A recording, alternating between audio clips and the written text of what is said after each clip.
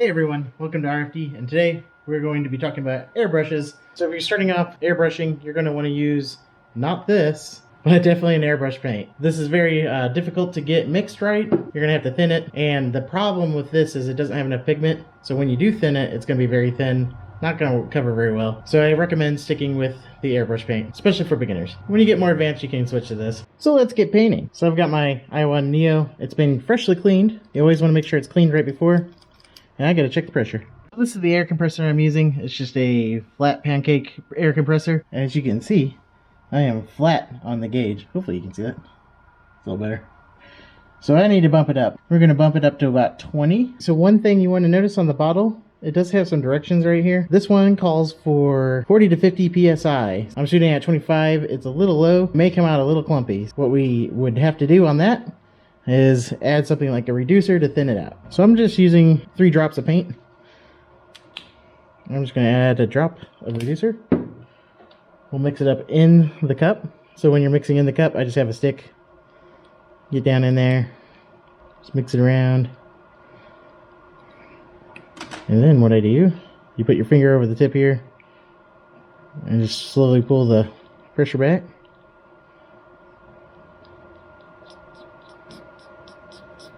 And it just kind of back feeds in there.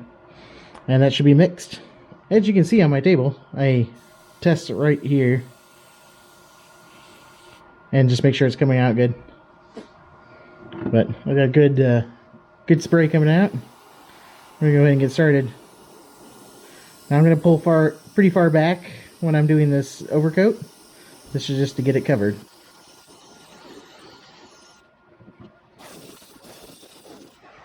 So this is what happens when you have a low air pressure and you do not reduce your paint at all. I'll show you kind of what the differences between the pressure and the reducing and increased pressure as well. So this is non-reduced, low pressure, about 10 psi. At least that's what my compressor tells me. As you can notice, hopefully you can see this, there's a bunch of little specks around the edge that you can physically see. This is from not reducing your paint enough. And what happens is you blow out your paint, but you don't have enough air to mix it, or enough pressure to mix it with the air, and so it doesn't atomize it well. Like I said, that last one was 10 psi. Now Createx itself on the bottle says to run this at 40 to 50 psi, so I bumped it up to 40 psi. Let's see if we get a big difference. Besides the amount of paint dumped on there, I actually got more splatter. So now let's see what happens when we reduce it. So now we're back down to 10 psi, and I've reduced this a bunch. So let's see if we get a better spray.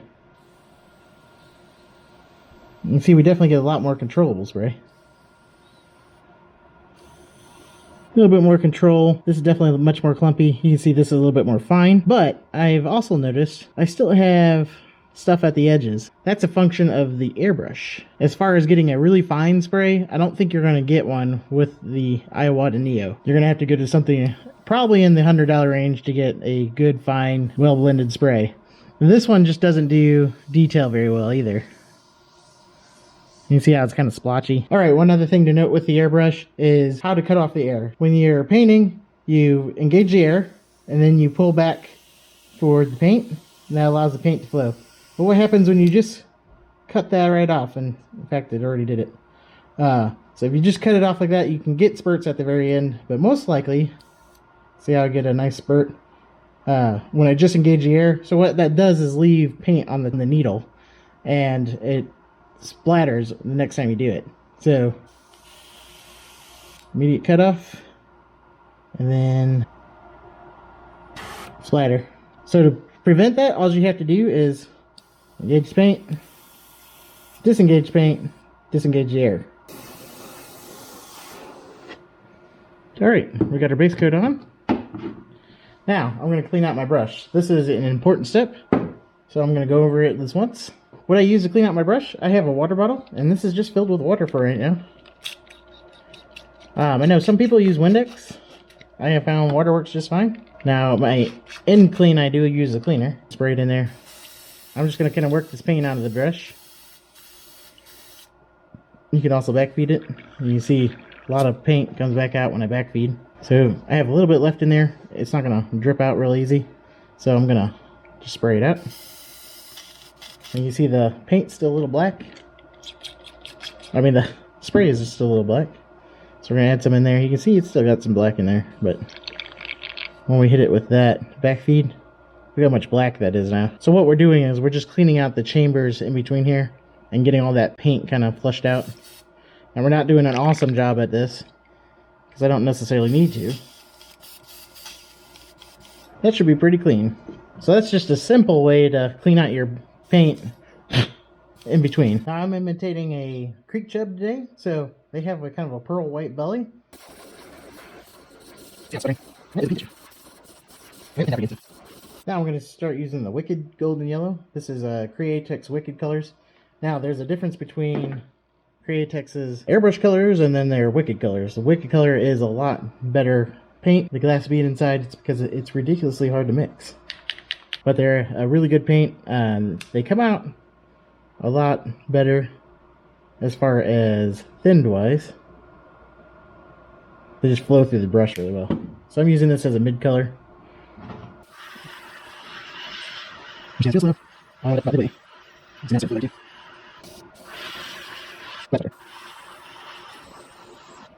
kind of a golden brown on top.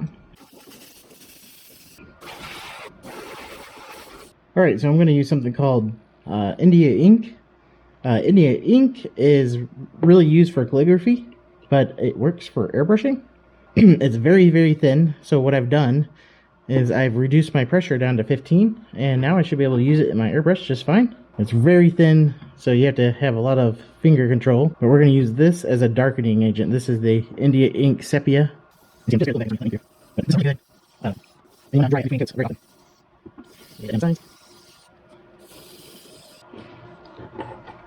you want it detailed, just take that shroud off and it'll spray a little bit finer tip. I'm just gonna do this all the line. When you get real close to your work, you want to have the pressure down real low. Alright, so let's talk opaque. Opaque versus transparent paints. So the difference really in the opaque and the transparent paint is pigments. The amount of pigments in the paint. An opaque will have quite a bit more pigment in it. And so when you spray it, it will cover better. However, the transparent will have much more of the kind of glue, so to say, in it. So when you spray it, it's not going to cover as thick. Now, transparent isn't actually transparent. It still has pigment in it. But if you want transparent paints, you go to like a candy paint. And that's an ink, or a dye really. It's a dye mixed in with a clear coat. Candy paint is wonderful. I love using candy paint, especially with a foiled lure. It just looks fantastic. But I will cover that in a different video. Yeah, for white. I'm done with the white now. A lot of white left over. But what I'm actually going to do before I get rid of it is I'm going to blend it with this red. Because Creek Chub kind of have a red cheek. So you get this, a little bit of paint in there. Just going to dip the tip in. We're going to mix it in until we get a little bit of a blush color in there.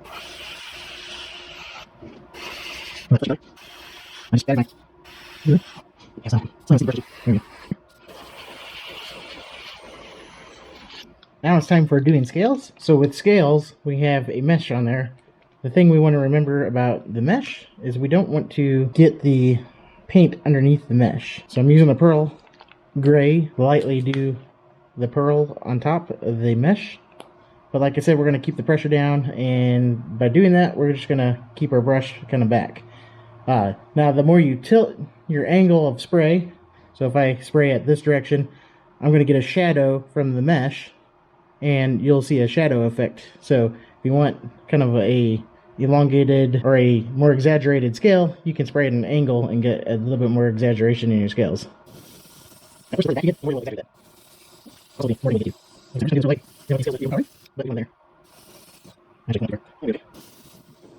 One other thing to note while I have it here, if you're going to use the heat gun to dry the scales, you got to remember the mesh will likely melt with the heat gun, so you got to keep it back a ways. Here we have the finished bait. It's got the clear coat on it, the eyes on it. I went ahead and added fins. It's the water softener. It's late. Belly turned out well too.